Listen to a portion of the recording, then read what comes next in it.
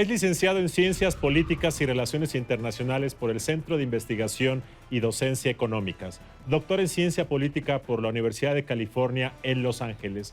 Ha laborado en el Instituto Federal Electoral y actualmente es profesor investigador del Centro de Investigación y Docencia Económicas. Hoy en Periférico 1313, Sebastián Garrido.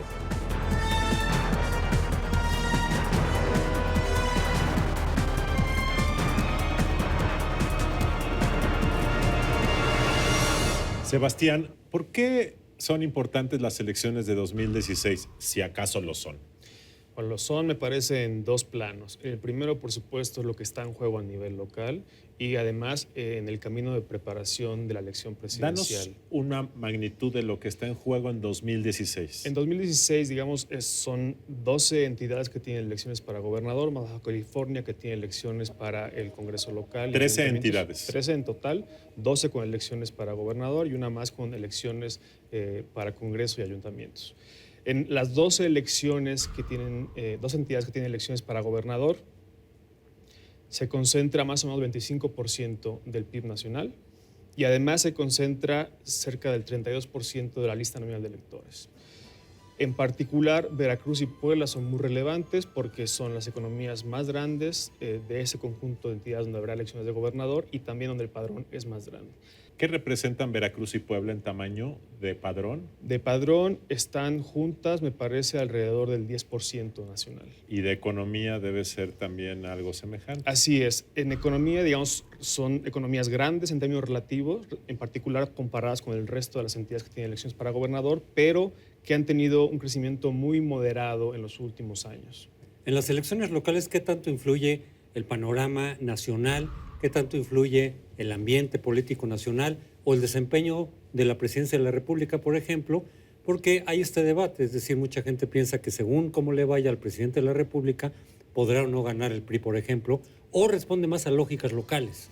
Yo tengo la impresión de que responde más a lógicas locales. Por supuesto, en la circunstancia económica nacional importa, también importa la popularidad del presidente, pero si esos elementos jugaran algún papel el próximo año, me parece que el beneficiado sería el PRI, ¿no? Porque la percepción del presidente se ha comenzado a transformar, comenzó a recuperar positivos y la perspectiva económica para el siguiente año y el que viene es de un crecimiento mayor al de este año y el pasado.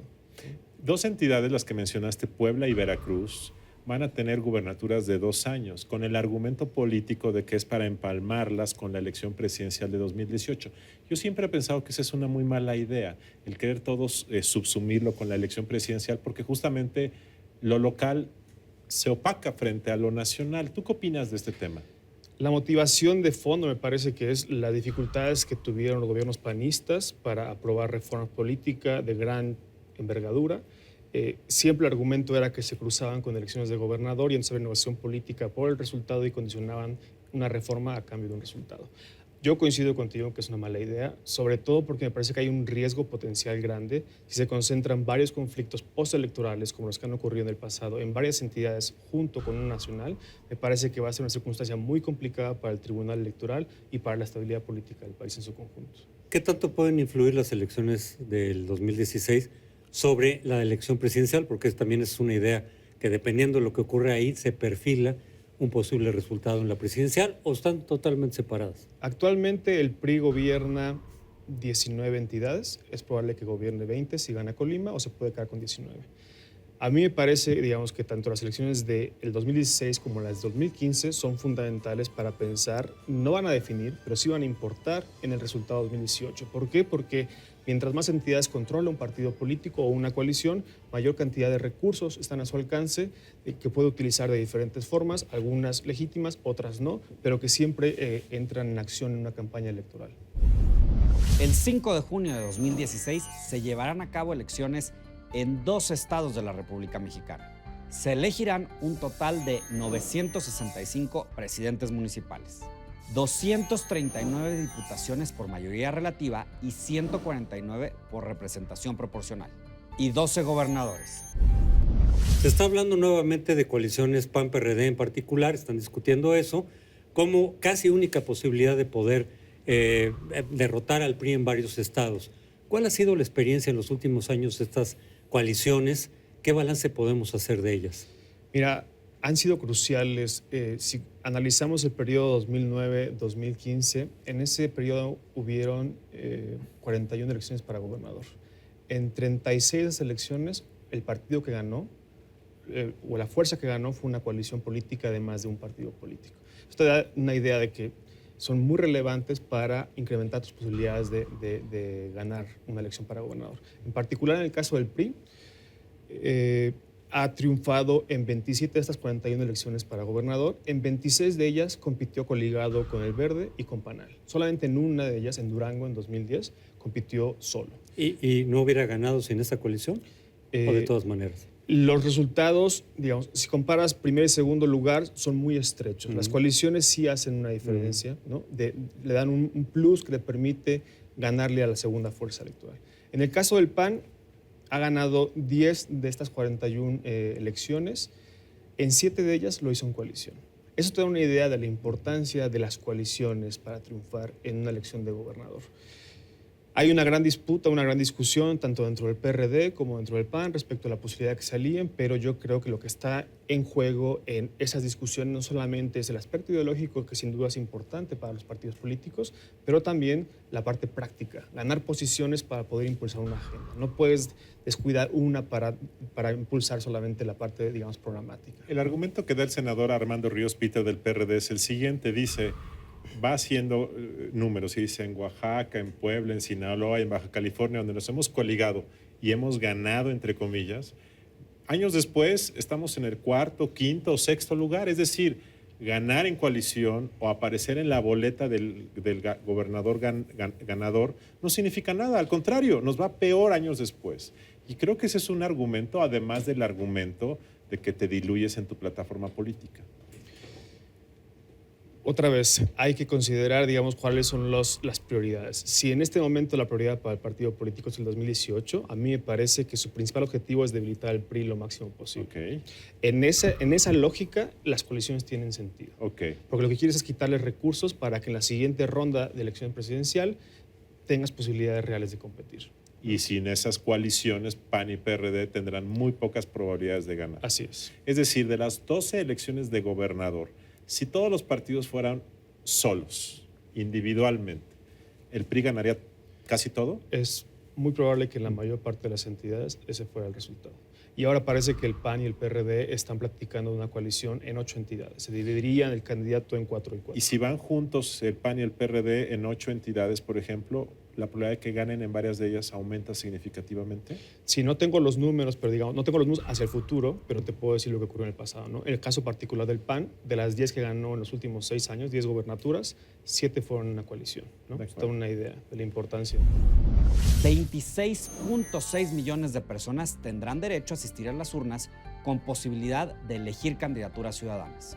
Debido a la fuerte competencia electoral, el PAN y el PRD pudieran concretar una alianza. Uno de los temas clave de la agenda de 2016 es el desafío que enfrentará el DF con su nueva reforma política, con lo cual se convierte en una entidad federativa. Sebastián, en 2016 se juega el 25% del Producto Interno Bruto. Entre 2015 y 2017, en estos 3 años de lo que falta, ¿qué es lo que ha estado en juego o está en juego? En total ha estado en juego la mitad de la economía. La mitad de la economía en 2015, 2016 y 2017. Exacto. ¿Y qué porcentaje de los electores estarán participando? Más o menos 45%. Ok, entonces sí nos estamos jugando el mapa político del país. Ahora bien, hace rato José Antonio preguntaba que si lo que pasa haya pasado en 2015 o 2016 es un predictor de 2018. Tú en parte dices que sí, porque si debilitan al PRI, pues llegará mejor posicionado. En este programa hay quien nos ha dicho que no, que cómo vota el elector en elecciones locales o en la intermedia tiene poco que ver con cómo va a votar en 2018 cuando la agenda sea diferente, se personalicen los candidatos y sean otros temas. Sí, yo sé, conozco esas opiniones, yo discrepo. Me parece que, digamos, en México sigue siendo un factor relevante las estructuras clientelares de los partidos políticos. Y esas estructuras se nutren de recursos. Por eso creo que mientras más entidades controle un partido político o una coalición, va a tener mayor capacidad para movilizar votantes, incluso para cooptar grupos clientelares de otros partidos y jalarlos hacia su esfera de acción. Para ti ese sigue siendo el tema medular de ganar elecciones presidenciales en México. Me parece que es uno muy relevante. Por supuesto, importa el candidato, importa la campaña, importan otros elementos, pero las estructuras clientelares juegan un papel fundamental en elecciones de gobernador y también en elecciones presidenciales y también de presidentes municipales. Pero con eso estamos asumiendo que desde luego es una realidad en México todavía, que quien está en el poder se beneficia realmente de estar en el poder por los recursos, lo cual puede incidir en el resultado de la elección, lo cual rompe una regla democrática de la equidad. No hemos podido superar todavía esa situación y por eso tiene sentido lo que dices, quien controla más estados tiene más recursos y los recursos sí inciden, los recursos públicos, no los que da el INE, no los legales, sí inciden sobre el resultado. Yo sí, comparto contigo ese punto de vista. Y me parece que sí estamos en una situación más equitativa, no solamente por la manera en que se distribuyen los recursos desde hace unos 9 años, sino también porque la capacidad clientelar del PRI, que era casi única hasta el 96, se fracturó a partir de entonces. Entonces, estamos en una circunstancia donde estamos en una especie de duopolio u oligopolio clientelar, ¿no? Y eso es lo que vemos elección tras elección. Y el PRI es el único partido nacional todavía, hoy por hoy. Sí, pero por mucho. Si tú tuvieras que hacer una apuesta aquí con José Antonio y mí, ¿cuánto das para que gane el PRI 2018 la presidencia? ¿Cuál sería proporcionalmente tú? Yo lo pondría en porcentajes. En porcentaje. Me parece que las probabilidades del PRI de ganar la presidencial 2018 están arriba del 60%. Y eso depende, está basado no solamente en el número de gobiernos estatales que controla actualmente y que me parece que va a mantener en la siguiente elección. Está favorecido también por la fragmentación del sistema de partidos, en buena medida por el surgimiento de Morena y cómo ha debilitado a la izquierda, y también con que la economía es probable que mejore en los próximos años, ¿no? Todos esos factores van a influir. Ya estamos hablando del 2018, 3 años antes de que ocurra, pero eso quizá tiene que ver con el calendario político mexicano.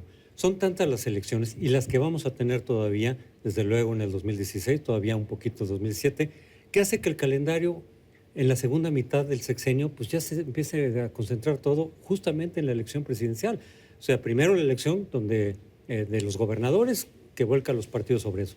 Pero luego ya en el 17 los partidos están ensimismados en elegir a su candidato, salvo Morena, que ya lo tiene, los demás. Y luego ya viene el 18. Sí, sin duda, y me parece que esa misma lectura la tuvo el presidente Peña Nieto y también por eso decidieron implementar el Pacto por México en el momento que lo hicieron hacer, ¿no?